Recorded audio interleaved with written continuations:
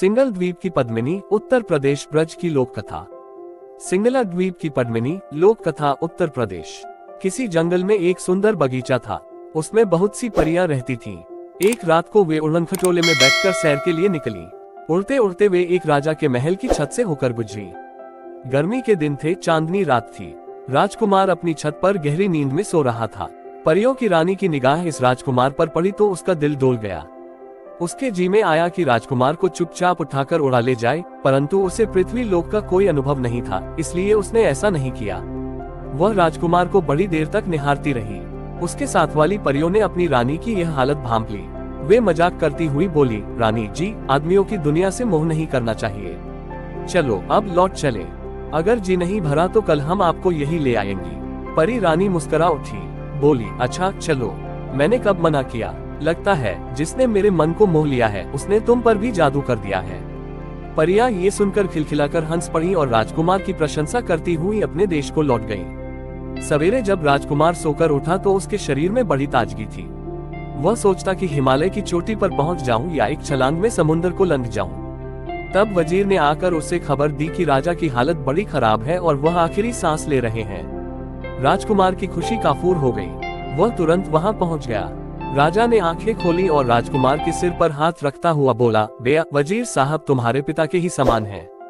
तुम सदा उनकी बात का ख्याल रखना। इतना कहते कहते राजा की आंखें सदा के लिए मुंद गईं।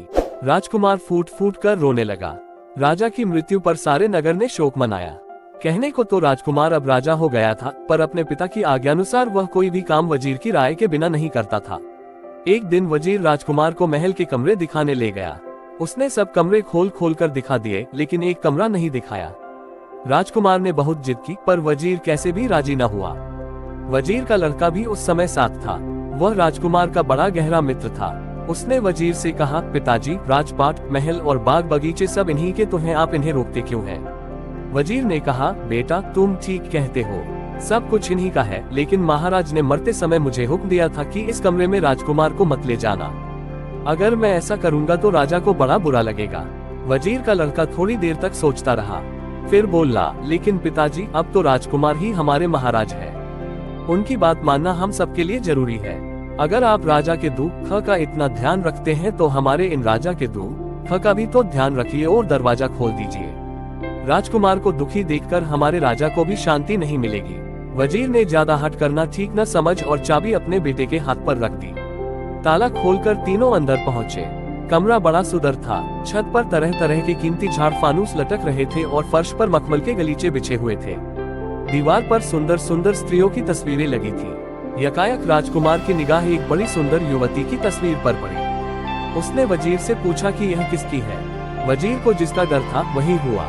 उसे बताना ही पड़ा कि वह सिंगल द्वीप की पद्मिनी की है। राजकुमार उसकी सुंदरता पर ऐसा मोहित हुआ कि उसी दिन उसने वजीर से कहा, मैं पद्मिनी से ही ब्याह करूंगा। जब तक पद्मिनी मुझे नहीं मिले मैं राज के काम में हाथ नहीं लगाऊंगा। वजीर हैरान होकर बोला, राजकुमार, सिंगल द्वीप पहुंचना आसान काम नहीं है। वह 7 समुंदर पार है। वहां भी जाओ तो शादी करना तो दूर, उससे भेंट करना भी असंभव है। उसकी तलाश में जो भी गया लौट कर नहीं आया। फिर ऐसे इन्होंने काम में हाथ डालने की सलाह मैं आपको कैसे दे सकता हूँ? पर राजकुमार अपनी बात पर अड़ा रहा। वजीर का लड़का उसका साथ देने को तैयार हो गया। वे दोनों घोड़े पर सवार होकर चल दिए। चलते चलते दिन डूब गया। वे एक बाग में पहुंचे और अपने अपने घोड़े खोल दिए। हाथ मुंह धोकर कुछ खाया पिया। वे थके हुए तो थे ही, चादर बिछाकर लेट गए। कुछ देर के बाद ही गहरी नींद में सो गए। आंख खुली और चलने को हुए तो देखते क्या है कि बाग का फाटक बंद हो गया है और वहां कोई खोलने वाला नहीं है। बगीचे के बीचों बीच संगमरमर का एक चबूतरा था। आधी रात पर वहां कालीन बिछाए गए। फूलों और इत्र की सुगंधी चारों ओर फैलने लगी। फिर चबूतरे पर एक सोने का सिंहासन रख दिया गया। कुछ ही देर में घर घर करता हुआ एक उड़न खटोला वहां उतरा। उसके चारों पायों को एक एक परी पकड़े हुए थी और उस पर उनकी रानी विराजमान थी। चारों परियों ने अपनी रानी को सहारा देकर नीचे उतारा और रत्नजड़ित सोने के सिंहासन पर बिठा दिया। परी रानी ने इधर उधर देखा और अपनी सखियों से कहा, वह देखो, पेड़ के नीचे चादर बिछाए 2 आदमी सो रहे हैं। उनमें से एक वही राजकुमार है। उसे तुरंत मेरे सामने लाओ। हुक्म करने की देर थी कि परियां सोते हुए राजकुमार को अपनी रानी के सामने ले आई। राजकुमार की आंख खुल गई और वह परियों की जगमगाहट से चकाचौंध हो गया। परियों को अपने आगे पीछे देखकर उसे बड़ा डर लगा और हाथ जोड़कर बोला, मुझे जाने दीजिए। परी रानी ने मुस्कुराते हुए कहा, राजकुमार, अब तुम कहीं नहीं जा सकते, तुम्हें मुझसे विवाह करना होगा। राजकुमार बड़ी मुसीबत में पड़ गया। बाला, परी रानी, मैं क्षमा चाहता हूँ, मैं सिंगल द्वीप की पद्मिनी की तलाश में निकला हूँ, इस समय मैं विवाह नहीं कर सकता। परी ने कहा, भोले राजकुमार, सिंगल द्वीप की पद्मिनी तक आदमी की पहुंच संभव नहीं है, वह दैवी शक्ति के बिना कभी नहीं मिल सकती। अगर तुम मुझसे विवाह कर लोगे तो मैं तुम्हें ऐसी चीज दूंगी जिससे सिंगल द्वीप की पद्मिनी तुम्हें आसानी से मिल जाएगी। राजकुमार यह सुनकर बड़ा खुश हुआ और बोला, परी रानी, मैं तुमसे जरूर शादी करूंगा, पर तुम्हें मेरी एक बात माननी होगी। मैं जब पद्मिनी को लेकर लौटूंगा तभी तुम्हें अपने साथ ले जा सकूंगा। मैं प्रतिज्ञा करता हूँ कि मेरी इस बात में कोई हेरफेर नहीं होगी। परी ने प्रसन्न होकर अपनी अंगूठी उतारी और राजकुमार की उंगली में पहनाती हुई बोली, यह अंगूठी जब तक तुम्हारे पास रहेगी कोई भी विपत्ति तुम्हारे ऊपर असर न करेगी। इसके पास रहने से तुम्हारे ऊपर किसी का जादू टोना नहीं चल सकेगा। अंगूठी देकर परी रानी आकाश में उड़ गई। राजकुमार वजीर के लड़के के पास आकर सो गया। सवेरे उन दोनों ने देखा कि बगीचे का फाटक खुला हुआ है। वे दोनों घोड़ों पर सवार होकर चल दिए। पद्मिनी से मिलने की राजकुमार को ऐसी उतावली थी कि वह इतना तेज चला कि वजीर का लड़का उससे बिछुड़ गया। चलते चलते राजकुमार एक ऐसे शहर में पहुंचा जहां हर दरवाजे पर तलवारें ही तलवारें टंगी हुई थी। एक दरवाजे पर उसने एक बुढ़िया को बैठे हुए देखा। उसे बड़े जोर की प्यास लगी थी। पानी पीने के लिए वह बुढ़िया के पास पहुंच गया। बुढ़िया झूठ मूठ का लाड़ दिखाती हुई बोली, हाय बेटा, तू बड़े दिनों के बाद दिखाई दिया है, तू तो मुझे पहचान भी नहीं रहा, भूल गया अपनी बुआ को। ये कहते कहते उसने राजकुमार को हृदय से लगा लिया और चुपचाप उसकी अंगूठी उतार ली। इसके बाद उसने राजकुमार को मक्खी बनाकर दीवार से चिपका दिया। उधर वजीर के लड़के को राजकुमार की तलाश में भटकते भटकते बहुत दिन निकल गए। अंत में उसे एक उपाय सूझा। वह परी रानी के बगीचे में पहुंचा और रात को एक पेड़ पर चढ़ गया। आधी रात को परी रानी उसी चबूतरे पर उतरी। वह वजीर के लड़के की विपदा को समझ गई। उसने उसे सामने बुलाकर कहा, यहाँ से 100 योजन की दूरी पर एक जंगल है, उसमें तरह तरह के हिंसक पशु रहते हैं। वहाँ ताड़ के पेड़ पर एक पिंजरा टंगा हुआ है, उसमें एक तोता बैठा है। उस तोते में उस जादूगरनी की जान छिपी है जिसने तुम्हारे राजकुमार को मक्खी बनाकर अपने घर में दीवार से चिपका रखा है। वजीर के लड़के ने पूछा, इतनी दूर मैं कैसे पहुँच सकता हूँ? परी रानी ने वजीर के लड़के को अपने कान की बाली उतार कर दी और कहा कि इसको पास रखने से तुम 100 योजन 1 घंटे में तय कर लोगे। इसमें एक खूबी यह भी है कि तुम सबको देख सकोगे और तुम्हें कोई नहीं देख पाएगा। इस प्रकार तोते के पिंजरे तक पहुंचने में तुम्हें कोई कठिनाई नहीं होगी और तोते को मारना तुम्हारे बाएं हाथ का खेल होगा।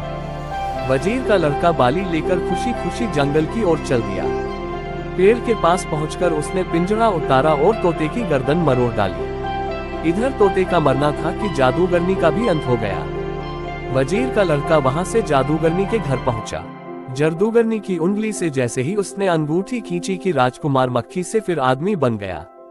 वजीर के लड़के से मिलकर राजकुमार खुशी के मारे उछल पड़ा। वजीर के लड़के ने राजकुमार को सारा किस्सा कह सुनाया। अब दोनों साथ साथ पद्मिनी से मिलने चल दिए। चलते चलते वे बहुत थक गए थे। रात भर के लिए वे एक सराय में रुक गए। राजकुमार सो रहा था। उधर से विमान में बैठकर महादेव पार्वती निकले। दोनों बातचीत करते चले जा रहे थे। यकायक महादेव जी ने कहा, पार्वती, इस नगर की राजकुमारी बहुत सुंदर और गुणवती है। राजा उसकी शादी एक काने राजकुमार के साथ कर रहा है।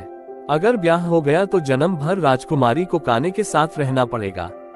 मैं इसी सोच में हूँ कि इस सुंदरी को काने से कैसे छुटकारा दिलाऊं। पार्वती जी ने नीचे सोए हुए राजकुमार की ओर इशारा करते हुए कहा, देखिए जरा नीचे की ओर, कितना सुंदर राजकुमार है।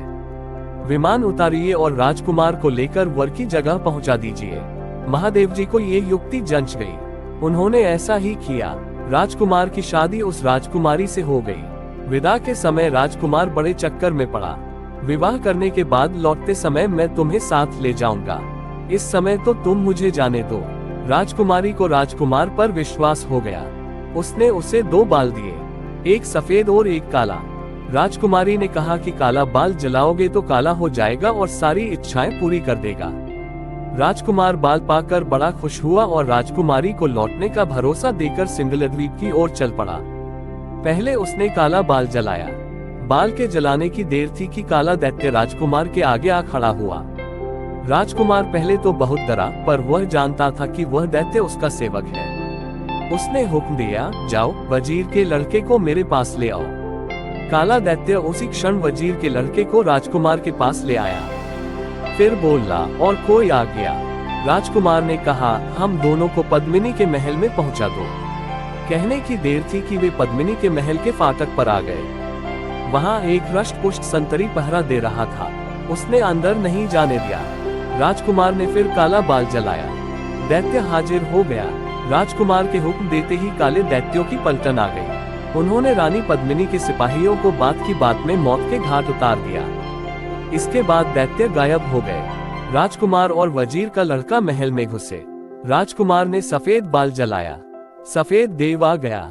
राजकुमार ने उससे कहा, मैं पद्मिनी से विवाह करना चाहता हूँ। बारात सजा कर लाओ। जरा सी देर में देव अपने साथ एक बड़ी शानदार बारात सजा कर ले आया। पद्मिनी के पिता ने जब देखा कि कोई राजकुमार पद्मिनी को शान शौकत से ब्याहने आया है और इतना शक्तिशाली है कि उसने उसकी सारी सेना नष्ट कर डाली है, तो उसने चू तक न की। राजकुमार का ब्याह पद्मिनी से हो गया। अब राजकुमार पद्मिनी को लेकर अपने घर की ओर रवाना हो गया। रास्ते में से उसने उस राजकुमारी को अपने साथ लिया जिसने उसे बाल दिए थे। इसके बाद परी रानी के बगीचे में आया। रात को सब वहीं ठहरे। आधी रात को परी रानी आई।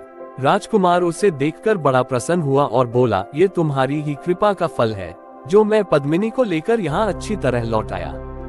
ये दूसरी राजकुमारी भी तुम्हारी तरह मुसीबत में मेरी सहायक हुई है। तुम इसे छोटी बहन समझकर खूब प्यार से रखना। परी रानी गदगद कंठ से बोली, राजकुमार तुम्हारी खुशी में मेरी खुशी है।